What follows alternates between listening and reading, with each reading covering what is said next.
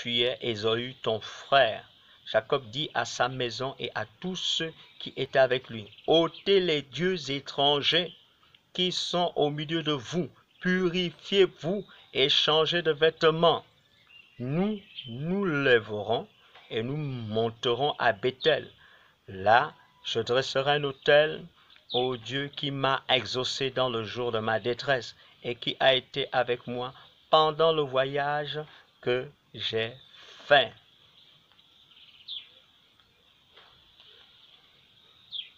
Israël, Jacob, ils vont se lever et ils vont se dépouiller. On ne peut pas se lever sans se dépouiller.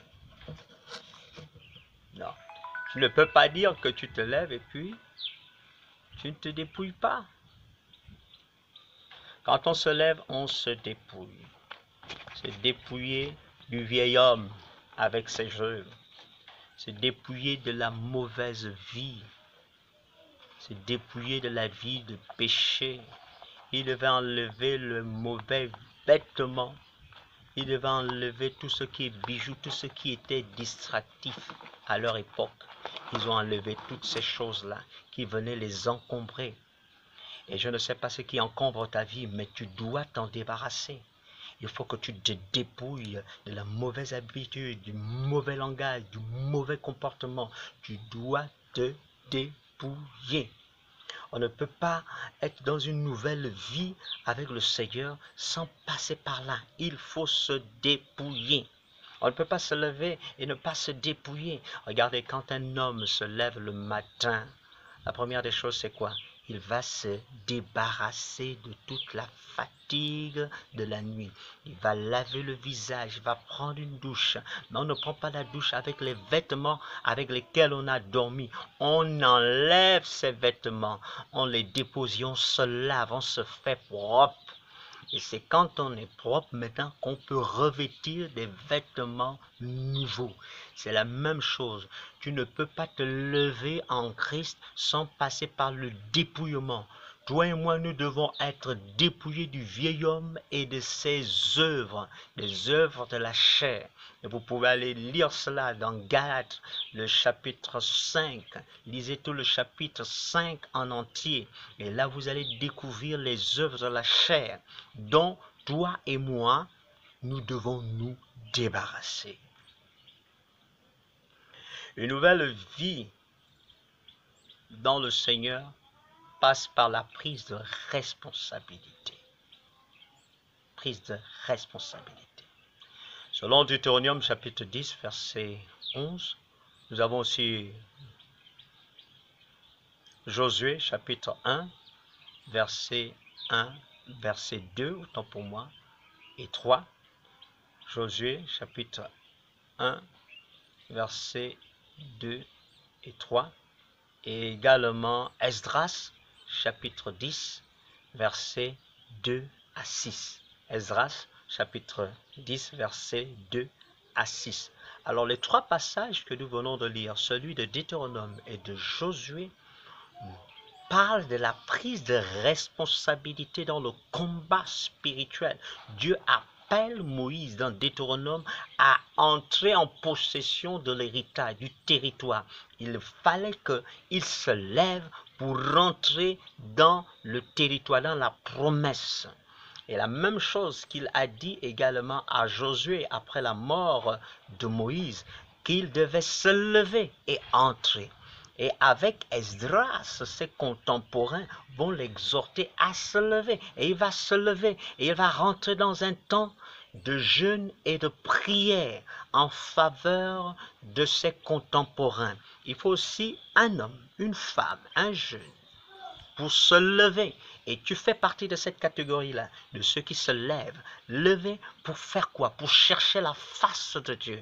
Tu dois te lever pour entrer dans la conquête. Tu dois te lever pour entrer dans ta victoire. Il n'y a pas de victoire sans combat. Et le combat, il est spirituel, il n'est pas physique. Nous n'avons pas à lutter contre la chair ni le sang. mais contre les forces invisibles, contre les puissances des ténèbres. Tu dois te lever contre le péché qui te renverse toujours. Tu dois te lever. Assume tes responsabilités en tant qu'enfant de Dieu. Ne permets pas à un péché de te paralyser, de te garder au sol. Lève-toi et marche dans la sanctification. Marche dans la pureté. Lève-toi et combat. Combat contre les esprits impurs qui veulent nuire à la bonne ambiance dans la famille, qui veulent nuire à l'unité dans la famille. Il faut que tu te lèves.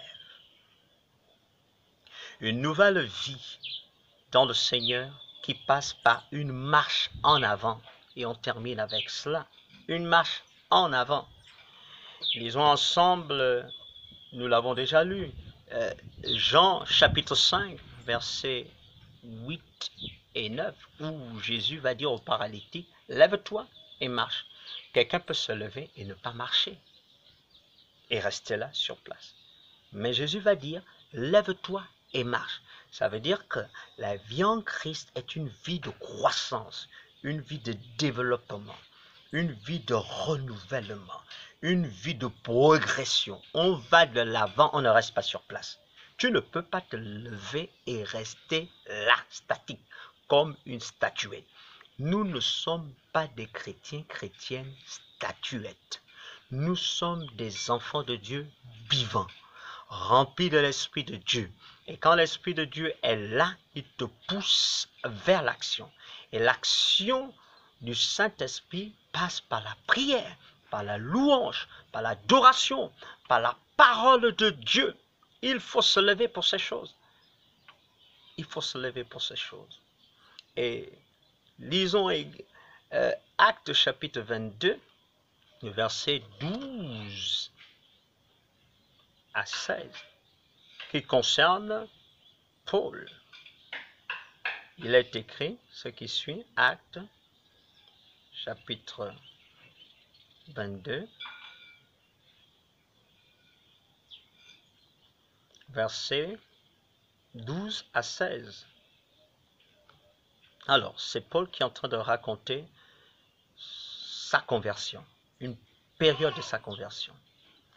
Un nommé Ananias, homme pieux selon la loi, et de qui tous les Juifs demeurant à Damas, rendaient un bon témoignage, vint se présenter à moi et me dit, Saul, mon frère, recouvre la vue. Au même instant, je recouvrais la vue et je regardais. Il dit, le Dieu de nos pères t'a destiné à connaître sa volonté, à voir le juste et à entendre les paroles de sa bouche. Car tu lui serviras de témoin auprès de tous les hommes des choses que tu as vues et entendues. Et maintenant, que tardes-tu? Lève-toi, sois baptisé et lavé de tes péchés en invoquant le nom du Seigneur. Amen. Voilà un homme, Paul, qui est exhorté par Ananias à se lever. Il a reçu toute la prophétie, toute la mission. Il savait ce qu'il fallait faire, mais il fallait qu'il se lève. Il devait se lever en passant par les eaux du baptême. Il devait se lever et rentrer dans son service. Il y a des gens qui sont certainement baptisés d'eau. Mais est-ce qu'ils se lèvent pour parler de Jésus? Il y a des gens qui sont baptisés depuis des années, mais est-ce qu'ils se sont levés? Il y a encore d'autres qui ont accepté le Seigneur de gloire, mais jusqu'aujourd'hui ne sont pas passés par les eaux du baptême, alors qu'ils avaient des opportunités pour passer par les eaux du baptême. Ils ne l'ont pas fait parce qu'ils ont eu peur de se lever et de s'engager avec le Seigneur, car le baptême est un engagement de bonne conscience. Ils ont eu peur de s'engager devant les hommes, devant Dieu, devant les puissants des ténèbres, pour confesser leur foi publiquement. Maintenant, ces temps de trouble, période trouble, est-ce que tu vas encore te lever pour prier? Est-ce que tu vas encore te lever pour proclamer la parole de Dieu, même depuis ta chambre, même depuis ta véranda ou ta terrasse, et déclarer les merveilles de Dieu? Est-ce que tu vas encore te lever pour chanter haut les louanges du Seigneur, l'adoration du roi des rois? C'est le moment de se lever, chers enfants de Dieu. Nous devons tous nous lever et marcher. Que Dieu nous bénisse par ces quelques exhortations. Que Dieu nous garde. N'oubliez pas, chers enfants, chers peuples, chers frères, chers bien-aimés, notre Dame, c'est le temps de se lever. Nous avons dit, c'est le temps de se lever. Changer d'habitude en sortant de l'idolâtrie, en devenant matinal, en bannissant les divertissements. Nous avons également dit que c'est le temps de se lever pour une nouvelle vie dans le Seigneur, une nouvelle vie qui passe par le dépouillement, une nouvelle vie qui passe par la prise de responsabilité, une nouvelle vie qui passe par une marche en avant. Père très saint, sois béni de ta précieuse parole et bénis ceux qui vont écouter. À toi la gloire, parce que tu feras de chacun celui qui se lève et qui marche pour notre Saint Jésus-Christ de Nazareth. Amen. Merci, soyez bénis dans la paix et dans la joie du Seigneur. Amen. À la prochaine.